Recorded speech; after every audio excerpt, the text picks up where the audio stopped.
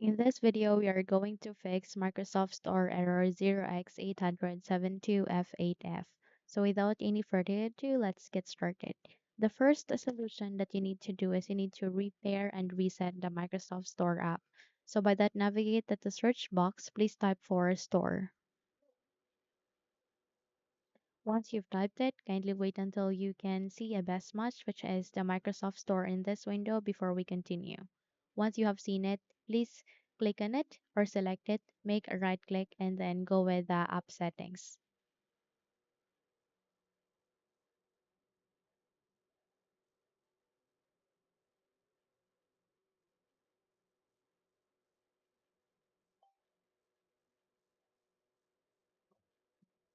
Under the app settings, you need to scroll down. Please select for repair and reset. Once you have finished this procedure, I want you to restart your computer and check if the error has been fixed.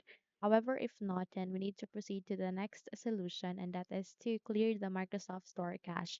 Please press Windows key and R key together so that you can open this small window called Run. Here, please type for wsreset.exe and click on the OK button.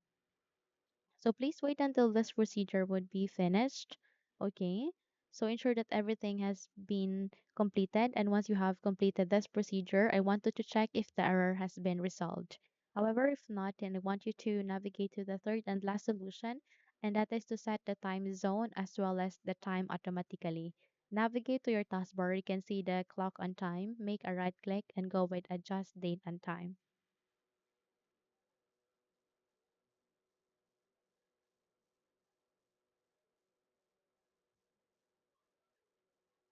Please navigate to the first set time zone automatically. Please turn it on and set time automatically. Turn the switch on. Once done, I want you to check if the error has been fixed. Okay.